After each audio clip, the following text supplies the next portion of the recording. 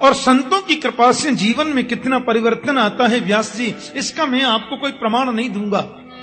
मैं आपको कोई किसी और दूसरे की कहानी नहीं सुनाऊंगा, मैं तो अपनी कथा कहता हूं। व्यास जी बोले आपकी? बोले हां, कि अहम पुरातीत भवे भवम मुने दास्यास्तु कस्याश्चन वेदवादिनाम। मैं पूर्व जन्म में एक दासी का पुत्र था महाराज। मेरी मां अनपढ़, बड़ी अशिक्षित, बड़ी सीधी सादी, लेकिन परिस्थिति यह बन गई महात्मा जी, व्यास जी, कि मेरा जन्म हुआ, मेरे पिताजी मर गए। अब लो, एक तो अनपढ़ माता, उसका में इकलौता बेटा, इधर बेटे के जन्म की खुशी, उधर पति के मरने का दुख। मेरी मां क्या करती? मुझे पाला। उसको लगा कि समाज में बड़ी विकृति है, पता नहीं लोगों का कैसा भाव रहे। मैं जब 6-7 महीने का हुआ होऊंगा, थोड़ा बड़ा हो रहा था, मुझे गोद में लेकर मेरी मां ऋषियों की चरण में चली गई। ये सभी ऋषि सदगृहस्थ ऋषि थे, बड़े वेदवादी ऋषि। दस्यासु कश्चाश्चन वेदवादी नाम। उन वेदवादी ऋषियों के आश्रम पर मेरी मां मुझे गोद में लेकर के गई। ऋषियों ने पूछा, कहो बेटा। बोले बाबा, पति रहे नहीं, नन्हा सा बालक है, समाज से डर लगता है, बस आप जो सेवा बताएंगे मैं सेवा करती रहूंगी, मुझे तो 2 वक्त का प्रसाद चाहिए। संतों की आंखों में आंसू आ गए। बेटी अंदर जाओ, हमारी धर्मपत्नी है, हमारे बाल गोपाल हैं। अब उन ऋषि पत्नियों से तुम पूछ लो, जो सेवा तुम्हें मिले वो सेवा करके तुम सानंद आश्रम में रह सकती हो बेटी। क्योंकि आश्रम का मतलब क्या है? जैसे आपने देखा हो, कभी लोग धूप में चल रहे हैं, बड़ी तेज धूप है, नीचे से पैर जल रहे हैं, ऊपर से सिर जल रहा है, पसीने पसीने हो रहे हैं। आपको दिखाई दिया दूर कोई बहुत बड़ा वटवृक्ष है, उसकी बड़ी दूर दूर तक छाया है।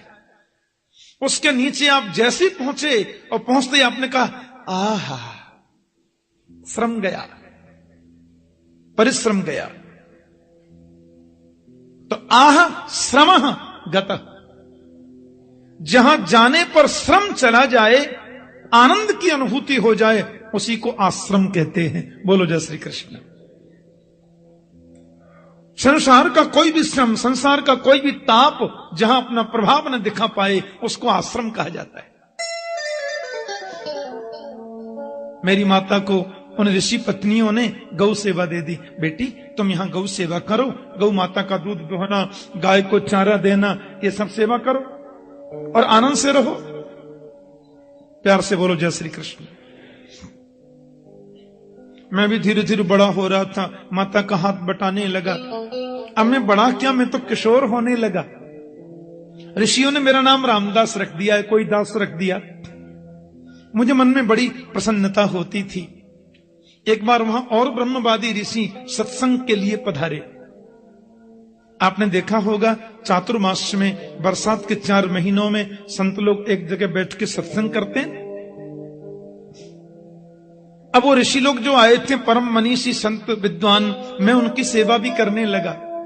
मुझे बड़ा प्यार करने लगे, बड़ा दुलार करने लगे, उनका आशीर्वाद मिलने लगा।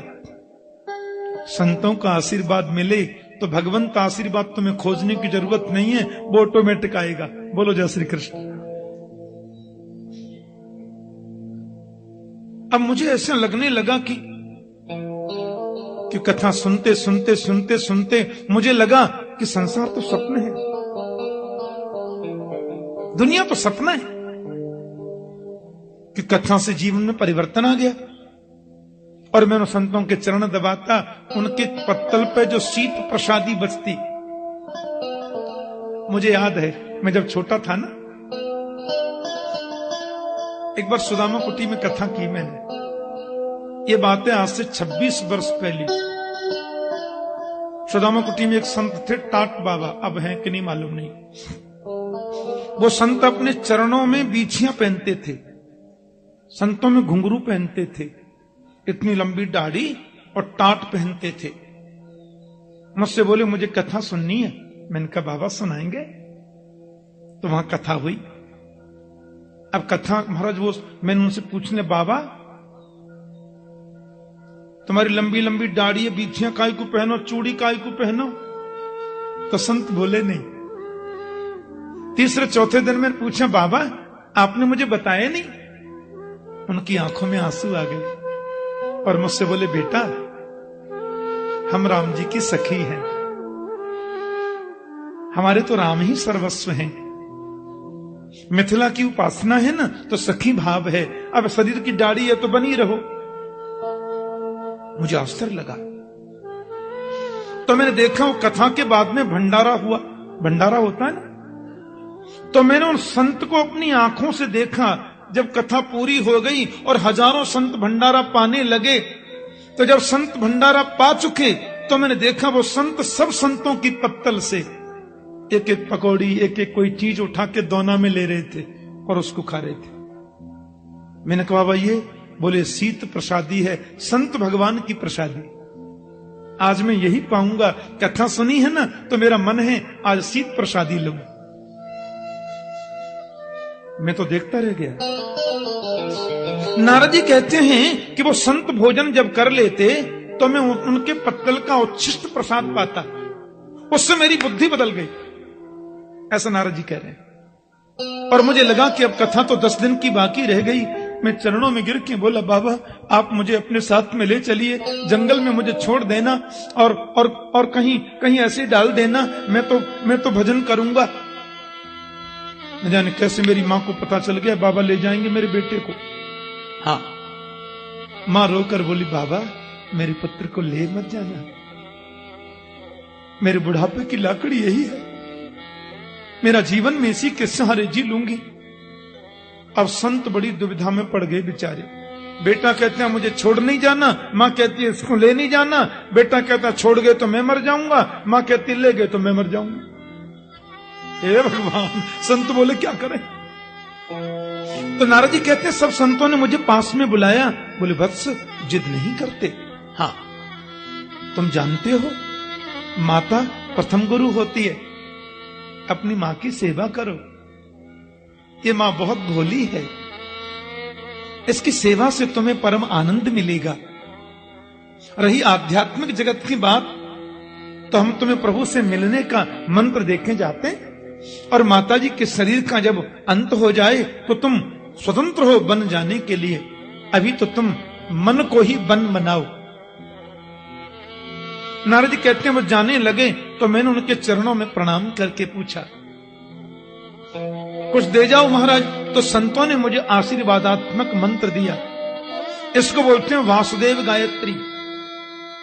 जैसे गायत्री मंत्र होता है ना, गायत्री मंत्र माइक पे बोलना मना है, इसलिए आपने देखा होगा कि पंडित जी लोग जब यज्ञ कराते हैं तो पूरे मंत्र वो जोर जोर से बोलते हैं, पर गायत्री मंत्र बोलने का टाइम जब आता है तो पंडित जी जो है वो मंत्र बोलते हैं मन ही मन में, खाली स्वाहा बोलते हैं जोर से बस। वेद का सर्वोच्च मंत्र है ना गायत्री मंत्र, उसको गोपनीय रखा जाता है, गुप्त रखा जाता है। तो जैसे वो गायत्री मंत्र है, ऐसे ये वासुदेव गायत्री मंत्र है, इसको बोल सकते हैं सब जगह। वैसे बोलना तो ये पवित्र अवस्था में चाहिए, पर उस गायत्री मंत्र की तरह इसमें इतने कठिन नियम नहीं है। उन संतों ने मुझे मंत्र दे दिया, नमो भगवते तुभ्यं वासुदेवाय धीमहि प्रद्युम्नाय अनिरुद्धाय नमः संकर्षणाय च। सुंदर मंत्र दे दिया। वासुदेव गायत्री नाम है इसका। एक बात कह दूं, ओम नमो भगवते वासुदेवाय, इस मंत्र का कलयुग में कोई 48 लाख बार जाप करे तो भगवान उसको दर्शन देते हैं। देखो ऐसा संतों ने आदेश किया है, ग्रंथों में लिखा है। ओम नमो भगवते वासुदेवाय मंत्र का 48 लाख बार कोई जाप करे तो गोविंद उसको दर्शन देते हैं। पक्की बात है, कन्फर्म। एक माता जी बोली, मारो के जावे आपा तो कल से शुरू कर दे सिया। मैंने कहा क्या कहा माता? अजी महाराज कल से शुरू कर देते हैं, 48 लाख में कौन लगती है, कुछ तकलीफ थोड़ा ही है, भगवान तो मिल जाएंगे। मैंने कहा कर लो। कब से कर रही हो? बोले कल से शुरू कर देंगे। हमने कहा पर दूसरा नियम तो आपने सुना ही नहीं। मैया बोली क्या? मैंने कहा जब तक 48 लाख मंत्र पूरे न हो जाएं तब तक भोजन करना मना है। मैया बोली तो आपा को नहीं कर सका, हमारे बस की कौन ही महाराज, आपा को नहीं कर सका।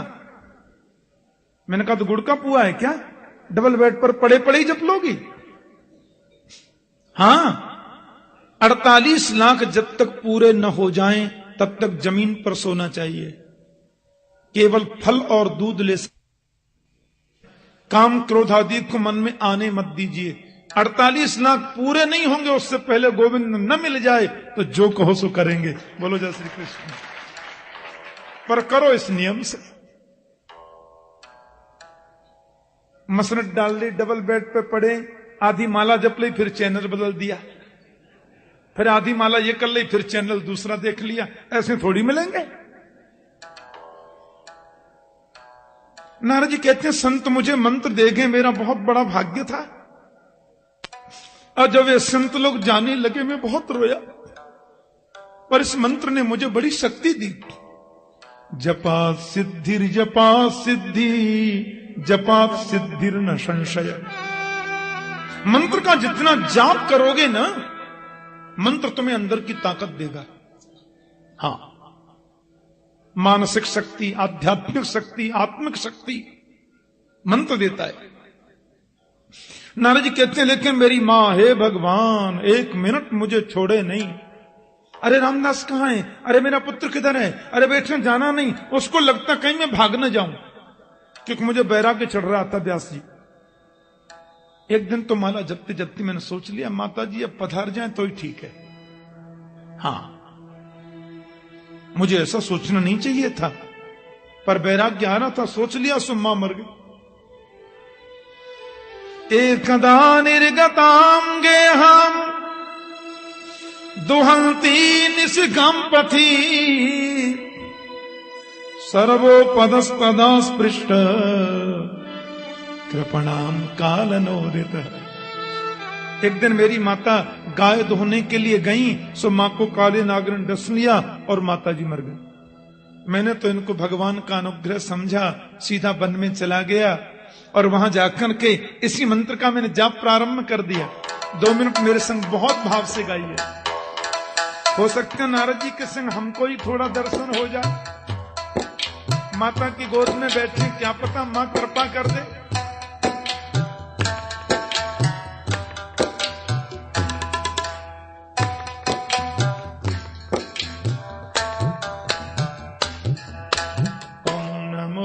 भगवते वासुदेवाय, ओम नमो भगवते वासुदेवाय, ओम नमो भगवते वासुदेवाय, ओम नमो भगवते सब गाइए। वासुदेवाय।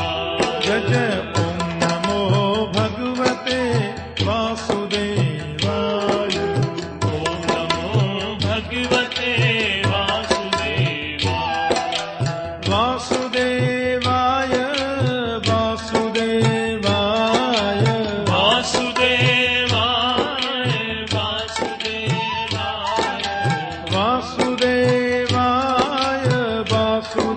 वासुदेवाय, वासुदेवाय, वासुदेवाय, ओम नमो भगवते वासुदेवाय, ओम नमो भगवते वासुदेवाय। जय जय ओम नमो भगवते वासुदेवाय,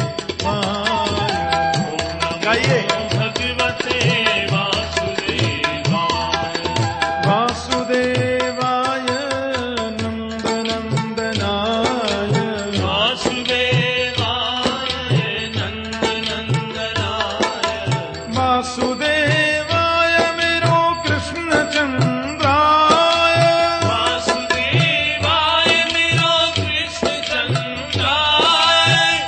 कृष्णचंद्राय प्रभु रामचंद्राय,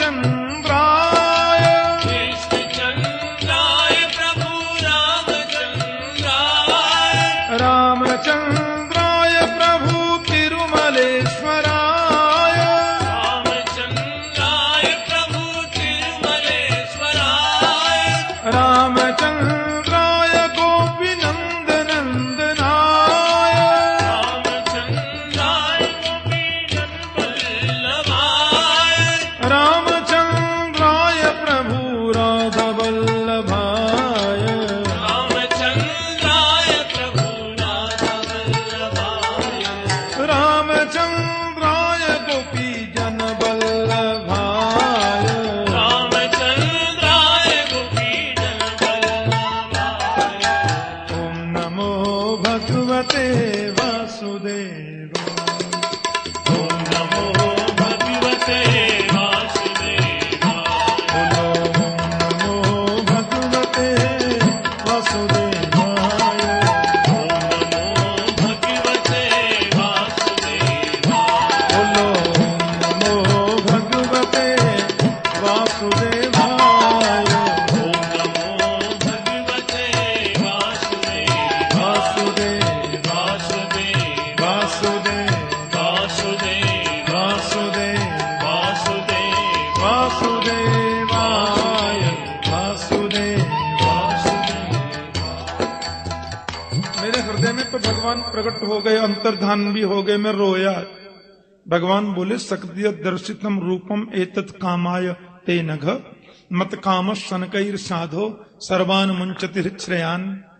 अगली बार मिलूंगा, अभी तुम्हारे संस्कार शेष हैं।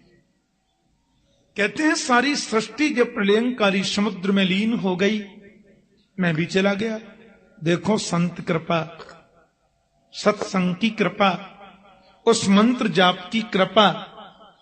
वही दासी का पुत्र बच्चा रामदास ब्रह्मर्षि ब्रह्मपुत्र देवर्षि नारद बन के आ गया। और मेरे हाथ में जो वीणा है वो भी तो प्रभु ने ही दी है। देवदत्त इमाम वीणाम स्वर ब्रह्म विभूषिताम। बताओ, संत कृपा से जब दासी पुत्र नारद बन सकता है तो आप भागवत क्यों नहीं लिख सकते? व्यास जी की समझ में आई। नारद ने 3 अंगुली हृदय से लगाई, संपूर्ण ज्ञान व्यास के हृदय में उमेल दिया और व्यास ने फिर भागवत की रचना कर दी समाधि लगा के। क्योंकि समाधि भाषा व्यासस्य, व्यास की समाधि भाषा है भागवत। फिर उन्होंने ही श्रीमद् भागवत सुखदेव जी को सुनाई।